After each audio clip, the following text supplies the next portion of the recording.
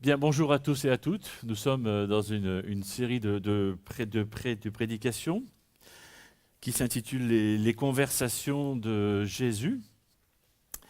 Et pendant cette série, nous observons les différentes conversations que Jésus a pu avoir avec différentes personnes. Et notre but sera d'entendre ce que Dieu a à nous dire au travers de ces conversations qu'il a pu avoir. Mais forcément, on va en tirer, j'espère, des choses pour construire notre propre vie, parce que nous aussi, on discute avec Jésus quand on le prie, quand on lui parle, quand on l'écoute, quand on ouvre sa parole, quand on partage des choses entre nous, il nous parle aussi. Et aujourd'hui, on va avoir une conversation qui s'est passée autour de la résurrection de Jésus. Alors, Jésus a quand même, finalement, beaucoup parlé après sa résurrection, notamment quand Marie s'est rendue, Marie et d'autres femmes se sont rendues le dimanche matin au tombeau. Et donc cette Marie, Madeleine, s'est mise à pleurer, d'ailleurs, pleurer comme une Madeleine. Mais voilà. Et puis l'ange qui lui dit pourquoi pleures-tu, etc. Donc on trouve ça dans Jean 20. Et puis l'évangile de Luc rajoute même ça, pourquoi cherches-tu parmi les morts celui qui est vivant. Et puis Jésus qui lui parle, en disant ça, elle se retourna, elle vit Jésus, mais elle ne savait pas que c'était lui. Jésus lui dit, pourquoi pleures-tu? Qui cherches-tu? Pensant que c'était le gardien du jardin, elle lui dit, si c'est toi qui l'as emporté, dis-moi où tu l'as mis pour que j'aille le reprendre. Jésus lui dit, Marie. Elle se retourna vers lui et s'écria en hébreu, Rabouni, ce qui signifie maître.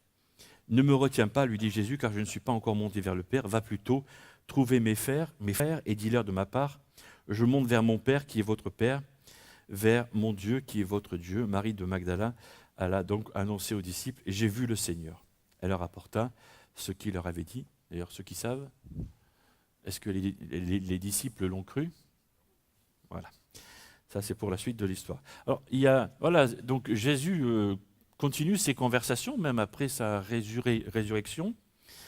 Il y a une curieuse conversation aussi qu'on trouve dans Luc chapitre 24. Je ne l'ai pas noté là parce que c'est assez long. C'est les fameux disciples qui sont sur la route pour aller à Emmaüs.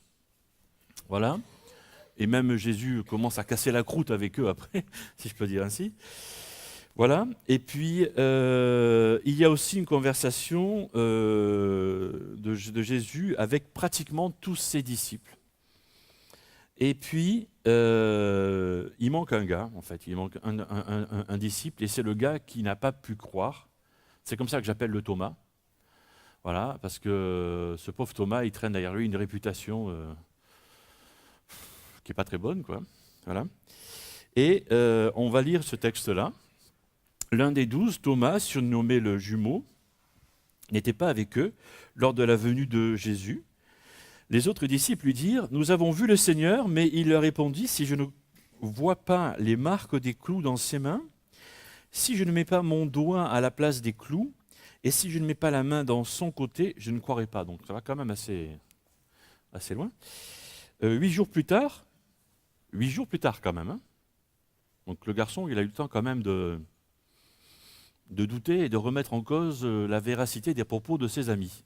Hein, on va dire ça comme ça. Je reprends ma lecture. 8 jours plus tard, les disciples étaient de nouveau réunis dans la maison. Cette fois-ci, Thomas était avec eux. Coup de bol. Jésus vint alors que les portes étaient verrouillées. Il se tint au milieu d'eux et leur dit que la paix soit avec vous. Puis il dit à Thomas, place ton doigt ici, vois mes mains. Avance ta main et mets-la dans mon côté, ne sois pas incrédule, mais crois.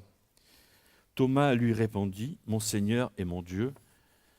Et Jésus répond, parce que tu m'as vu, tu crois, heureux ceux qui croient sans avoir vu. Alors, ce pauvre Thomas a gardé cette étiquette de celui de l'incrédule, quoi, de l'incrédulité.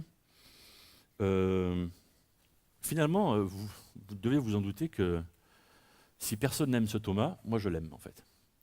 Voilà. Parce que Thomas était un de ceux, les chapitres plus hauts, chapitre 11, qui était prêt à aller avec tous les autres juste avant que Jésus dise « je vais aller à Jérusalem et je vais mourir », etc. Thomas dit « moi je vais avec toi, voilà, je viens avec toi aussi, comme les autres. Hein. » Bon, au moment devant la croix, il s'est taillé, hein, il s'est sauvé comme tous les autres, sauf les femmes. Et finalement, je trouve ce Thomas, ici, là, après la résurrection, assez honnête. Il est honnête. Et puis, alors, on le compare toujours aux autres, mais les autres sont venus dire on a vu Jésus ressuscité. On dit c'est pas vrai, vous êtes que des femmes, vous dites n'importe quoi, comme toujours. Voilà, évidemment. Et puis, il y en a deux qui sont partis en courant jusqu'au tombeau pour voir si c'était vrai. Quoi. Voilà. Hein, ils n'ont pas cru non plus. Ok. Donc, finalement, les autres ont cru parce qu'ils ont vu. Ils ne sont pas plus ou moins incrédules que Thomas. Donc, le pauvre Thomas, finalement, qu'est-ce qu'il voulait? En fait, il voulait le même privilège que les autres. Pourquoi eux et pas moi? Après tout. Il n'a pas tort. Il n'a pas tort. Alors, voilà un peu la conversation entre ce gars qui n'a pas pu croire et Jésus. Qu'est-ce qu'on peut en tirer de ça? La première des choses est finalement qui m'a l'air assez importante par rapport à ces incertitudes qu'on a, par rapport à ces doutes qu'on a, c'est être honnête avec nos incertitudes ou nos doutes. À la place du mot incertitude, vous pouvez mettre doute. Hein, c'est pareil. Voilà, être honnête avec ça. Voilà. Et on va écouter une histoire, ou voir une histoire racontée par une tête d'ampoule, vous allez voir pourquoi je dis ça. C'est un petit bonhomme que j'ai trouvé sur Internet qui raconte une histoire qu'on raconte aux enfants. C'est l'histoire des nouveaux vêtements de l'empereur. Je ne sais pas si vous connaissez. C'est une histoire des... C'est sûrement un conte d'Andersen, je pense. Quelque chose comme ça. Vous connaissez pas? Et si, ça va. Sûrement les plus anciens, ça va vous revenir à la mémoire. Alors soyez attentifs parce que le petit bonhomme qui parle, c'est un dessin animé, hein. Le petit bonhomme qui parle très très vite. Voilà, donc voilà. Écoutez cette histoire. Il était une fois dans un pays loin d'ici, un empereur qui était si coquet qu'il changeait d'habit à chaque instant. Tous les jours, l'empereur montrait un nouveau vêtement, et il parcourait les rues de la ville pour se faire admirer. Pour lui plaire, les courtisans lui faisaient force compliments. « Oh, sire, quelle élégance! Ce velours sied si bien à votre majesté !» La penderie de l'empereur était si bien remplie qu'il y avait tellement de vêtements qu'elle occupait une salle entière du palais. Et parfois, l'empereur n'arrivait même plus à faire son choix. Vais-je mettre ce joli pourpoint ou bien ce manteau de soie? Un jour, deux coquins se présentèrent aux portes du palais. On leur avait souvent parlé du petit travers de son propriétaire. Les rusés pensaient pouvoir en profiter pour remplir agréablement leur bourse vide depuis beaucoup trop longtemps. Ils déclarèrent « Nous sommes les meilleurs tisserands du pays, nous n'offrons nos services qu'aux princes et aux rois. » Et les malins ajoutèrent « Nos tissus sont si fins, si légers que seul un homme de goût, un esprit supérieur peut les apercevoir. » L'empereur, enchanté d'avoir été choisi par des ouvriers aussi raffinés, leur fournit un métier à tisser et les installa au palais. Il ignorait que les deux coquins faisaient semblant de travailler et qu'ils revendaient les fils d'or et de soie qu'ils leur donnaient. Le Premier ministre vint voir les tisserands. L'empereur l'avait chargé de vérifier que le travail avançait comme il le souhaitait. Les filous lui montrèrent fièrement « rien du tout », en disant « Oh, voyez cette couleur unique, cette transparence magnifique !» Quand l'empereur lui demanda des nouvelles de son tissu, le ministre ennuyé n'osa pas lui avouer qu'il n'avait rien vu. « Il va me prendre pour un idiot et me renvoyer aussitôt », se dit-il. Alors il assura « Oh, une merveille, une finesse sans pareille !» Les deux compères annoncèrent enfin que le tissage était fini. Il était temps de coudre l'habit. L'empereur arriva pour l'essayage. À son tour, il ne vit rien du tout, mais n'osa pas le dire aux filous. Alors ceux-ci ajoutèrent « Oh, sans souliers assortis, l'effet sera gâché !» L'empereur enfila le pourpoint imaginaire et mit à ses pieds d'invisibles souliers. Les deux coquins félicitèrent l'empereur. « Oh, votre majesté porte la toilette avec une élégance parfaite !» Et tout naturellement, ils demandèrent leur paiement. Le souverain voulait tant son habit qu'il crut le voir vraiment. Il organisa un défilé pour le montrer à tous ses fidèles sujets. Suivi par les coquins, portant la traîne invisible du vêtement, l'empereur marchait lentement dans la rue en petite tenue.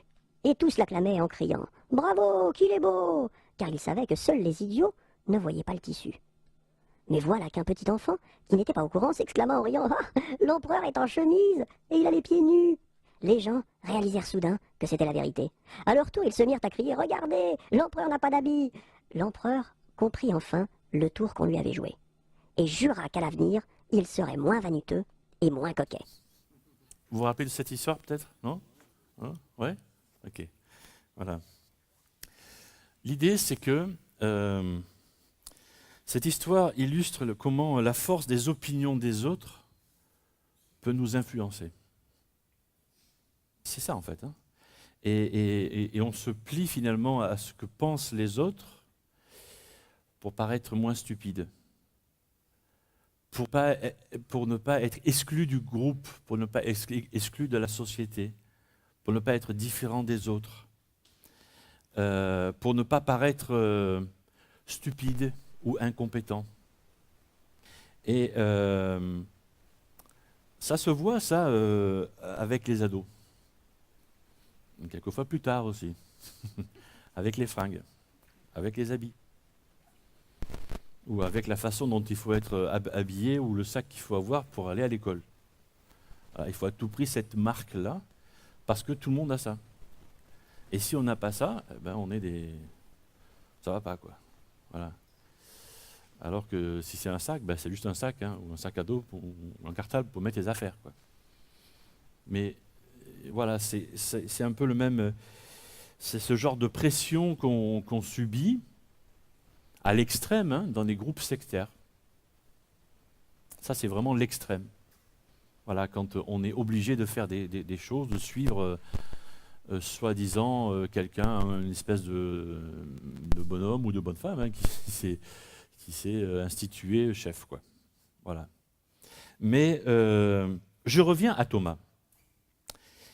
Il n'était pas présent la première fois où Jésus ressuscité s'est présenté aux disciples. Et quand il rejoint le groupe,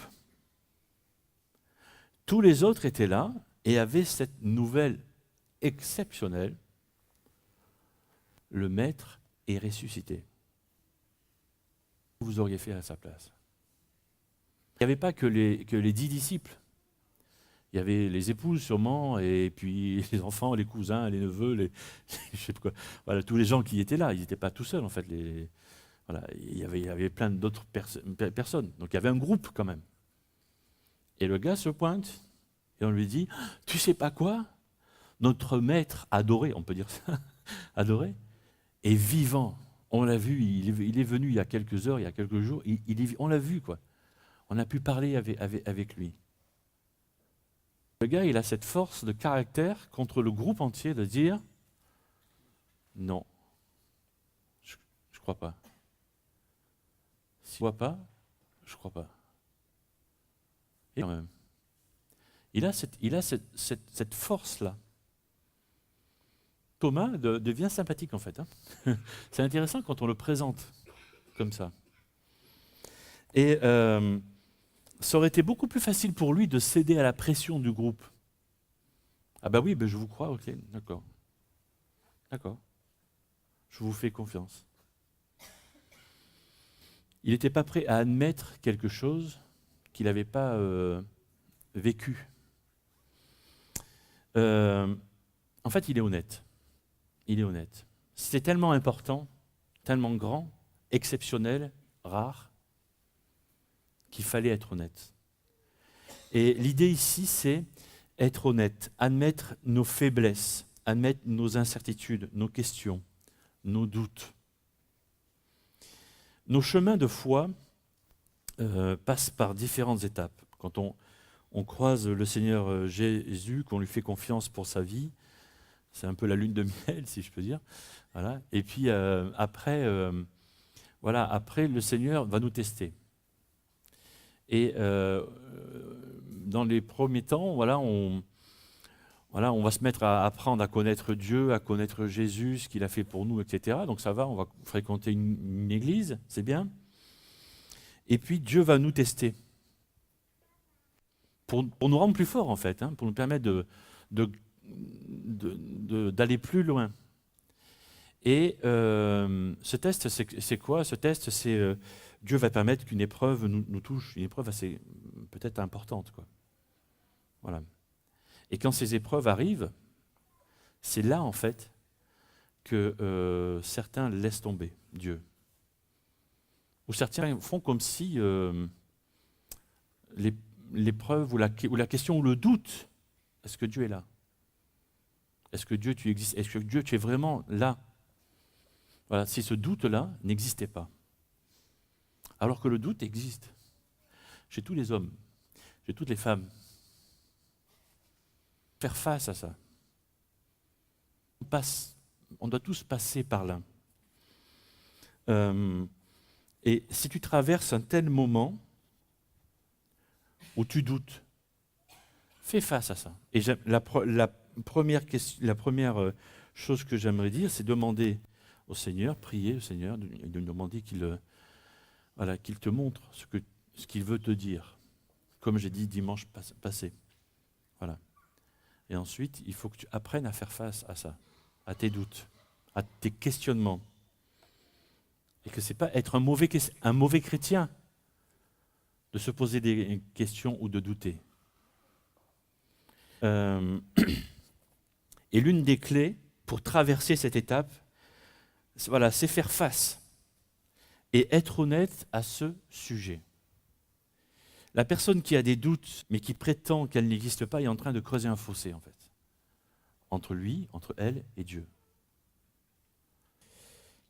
L'Église ou groupe religieux rejette le doute. Le problème, c'est que ça donne des chrétiens qui abandonnent ou des chrétiens qui font semblant. Admettre ses doutes, c'est une question, être au clair avec ça et avancer. Parce qu'on peut avancer. Donc la chose à faire est d'affronter ça, être honnête. Comment? Et c'est mon deuxième point.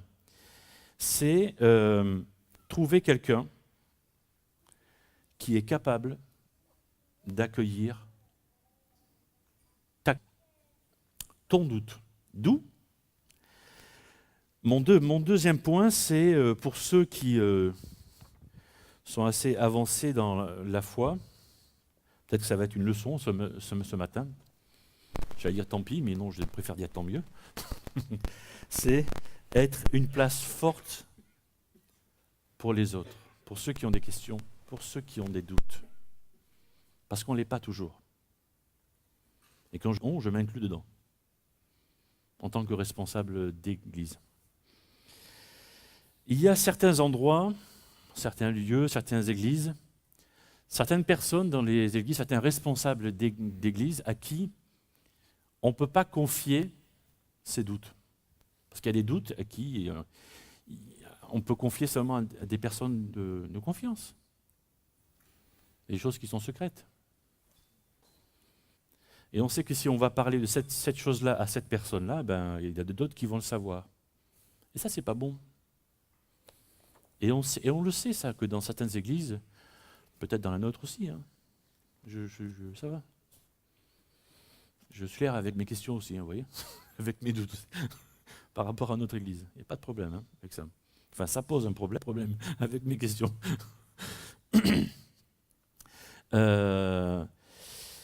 C'est dommage, en fait, hein, que les églises ne soient pas des lieux d'asile où on puisse justement aller pour poser ces questions et où on soit tranquille, que ces questions qu'on se pose, que ces doutes ne soient pas après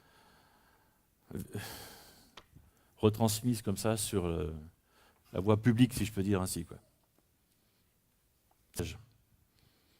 Alors, qu'est-ce qu'on a comme attitude dans les églises? On a une attitude moraliste, ou alors on offre des réponses simplistes. Alors, c'est quoi ça? Quelqu'un vient me voir et me dit, voilà, moi j'ai un doute par rapport à ma foi, j'ai ceci, cela, et je vais accueillir comment cette personne-là? Qu'est-ce que je vais faire avec cette personne qui me fait confiance, a priori, puisqu'elle vient me voir à moi? Elle ne va pas voir le voisin, elle vient me voir à moi. Qu'est-ce que je fais avec? Le problème de ces douteurs, c'est français, ça fait rien, tant pis, ça devient. Voilà, de ces questionneurs, c'est que ils posent des questions et soit on leur répond « Ah mais tu ne dois pas te poser cette question-là. » Je ne dois pas. Je suis une andouille alors. Pose cette question, c'est que si je ne dois pas, c'est que je suis... Alors, déjà, tu ne dois pas, il faut le proscrire de notre langage. Hein? Ou il ne faut pas. Mettez ça à la poubelle. D'accord? Première des choses. Et puis, on va faire des réponses simplistes. Alors, les réponses simplistes, j'en ai choisi 2. Parce qu'on ne sait pas quoi dire, en fait. Hein. C'est souvent. C'est parce qu'on ne sait pas quoi dire. Ben oui, mais tu comprends, il faut louer Dieu en tout temps. Alors, c'est bien, c'est super, en fait. Hein. C'est une belle réponse, mais qui n'est pas appropriée, en fait. Quand le gars vient de te dire... je doute, je ne sais pas, un truc très important pour sa vie, en fait. Hein. Et oui, mais tu dois louer Dieu tout le temps. C'est vrai, mais ce n'est pas sa question, en fait. Voilà. Il est en train de te poser une question peut-être sur son mariage, sur sa vie sentimentale, ou je ne sais pas quoi, tu vois, et tu lui réponds sur autre chose, quoi. Ou alors, tu es en train de lui dire, c'est la volonté de Dieu. Réponse qu'on fait souvent. Est-ce que vous pensez que tout ce qui arrive autour de nous est vraiment la volonté de Dieu, sérieusement? Ah, parce que sinon, moi j'ai un problème avec Dieu. Hein. Que Dieu utilise les mauvaises choses qui se passent autour de nous pour nous parler, pour nous corriger, pour tout ce que vous voulez, ça oui, là je suis d'accord. Dieu ne veut pas que des enfants meurent, que des hommes, des femmes ou des enfants soient violés, que des, je ne sais pas combien de milliers d'enfants, de personnes meurent, ou tout ce que vous voulez, quoi. Dieu ne veut pas ça. Puisque Dieu aime tous les hommes, toutes les femmes, tous les enfants. Et il veut que tous soient sauvés. Et il ne leur veut pas du mal. Donc tout ce qui arrive autour de nous n'est pas de la volonté de Dieu. Dieu utilise ce qui arrive autour de nous. Donc faisons attention à ce que nous disons. Et qu'est-ce qu'on doit faire pour être une place forte pour les autres, pour que les autres puissent venir chercher un réconfort auprès de nous quand ils ont des questions, quand ils ont des doutes? 3 choses. Accepter l'autre tel qu'il est. Pourquoi? Parce que comment vous étiez le jour où vous êtes venu à Jésus? Dans quel état? Je ne parle pas des habits. Hein. Quoique ça peut compter aussi. Ça peut compter. La coupe de cheveux aussi. Sérieux, ça peut compter aussi. La barbe aussi? La barbe aussi. Ah non, mais je ne me raserai pas. Toi, tu as dû te raser. Voilà, mais c'est vrai. Les apparences, mais pas seulement les apparences, quoi. Tout quoi. Accepter l'autre tel qu'il est, parce que nous, quand on est venu, et quand on vient encore aujourd'hui, même si on connaît Dieu depuis 60 ans, 60 ans, c'est ça? C'est ça? Ouais. Et quand tu viens à Dieu, avec tes erreurs, Dieu t'accepte encore, mon frère. Ouais, amen. Il ne va pas te dire, va te laver sans moi, non, c'est lui qui te lave dans le sang de Jésus. Amen, c'est ça qu'il fait. Accepter l'autre. Ensuite, la meilleure des choses à faire, avant de passer au prochain truc, c'est, je vais le dire autrement, c'est ferme-la, quoi. Tais-toi. Toi et écoute. Voilà, je suis un peu piquant, là. C'est pas gentil de dire ferme-la à des gens qui m'écoutent et qui se taisent, a priori. Mais voilà, parce qu'on parle trop. On veut parler, on veut dire des choses. C'est quoi? C'est quoi? Notre problème, c'est le troisième truc, c'est qu'on veut à tout prix essayer de réparer l'autre. C'est ça le truc. Notre défaut, c'est ça. Alors, est-ce qu'on n'a pas assez confiance en Dieu? dans l'Esprit de Dieu qui est en nous. Accepte l'autre, écoute-le, proscris les mots tu dois, il faut, et il y aura peut-être, pose une question à la personne qui vient, mais pose des questions uniquement sur ce qu'elle te dit pour mieux comprendre. Parce que la personne qui vient, c'est un univers, hein, un monde. Voilà. Et pour mieux comprendre, pour me prier avec après peut-être, si il ou elle le demande, et laisse faire l'Esprit de Dieu, lui va savoir. Ça va. Ok. Une troisième chose. Alors c'est une phrase un peu bizarre, ça, prendre les mesures de foi à la bonne taille. Parce que avoir des doutes, c'est pas une mauvaise chose. Par contre, accepter que le doute nous contrôle, c'est là que ça devient un problème. Et là, on prend le risque de voir son âme détruite. Au lieu de te battre pour une grande foi que peut-être tu as eu un jour, petite foi que tu as, et mets-la en pratique. Ça suffit. Et peut-être que la petite foi que tu as, c'est juste, en ce moment, je crois en Dieu, point. Ok, prends ça et fais avec. Peut-être que tu es capable de dire et de faire beaucoup plus que ça, ben fais avec beaucoup plus que ça. La clé ici, c'est dans la manière dont tu perçois Dieu. Si tu perçois Dieu comme quelqu'un qui attend de toi la plus haute performance tous les jours, 24 heures sur 24, tu vas avoir des problèmes. Hein. Mais si tu perçois Dieu comme quelqu'un qui t'aime, ça va aller. Qui aime, ben, il t'aime dans les bons et dans les mauvais jours. Ça va. Ça va. Donc c'est juste ça. Et donc si en ce moment, je sais pas, regardez, je suis pas maigre. Bon, je fais une certaine taille de pantalon, mais il fut un temps où je faisais du 44 de pantalon. Ça va. Voilà. Maintenant, je peux plus, mais toi non plus. Voilà. Ben, si je vais au magasin et que je veux m'acheter un pantalon taille 40-44, parce que c'est la taille idéale que j'ai dans ma tête, ça ne va pas aller. Mais on fait ça avec la foi aussi. Parce que pendant un temps, on a eu une super grande foi, parce que, je sais pas, Dieu nous a visités particulièrement, parce qu'on a vécu un truc très fort avec Dieu, et on a eu comme ça pendant une semaine, un an, je sais pas, un élan de foi énorme, et on aspire après ça tout le temps. Mais non, parce que notre vie de foi, c'est pas toujours sur le sommet comme ça. Notre vie de foi, c'est comme ça. C'est en haut, en bas, et puis il y a des trucs milieu, puis c'est en bas, et puis ça remonte encore, etc. Et puis nous, on aspire à des grands trucs. C'est pour ça, prendre les bonnes mesures. Un jour, tu fais du 44, achète-toi du 44 de taille de foi. Voilà. C'est tout. Habille-toi avec la taille de foi que tu as en ce moment. Loin. Sinon, tu vas être malheureux. Faire des grandes choses, fais des grandes choses. L'autre truc, c'est que n'essaie pas de faire comme l'autre.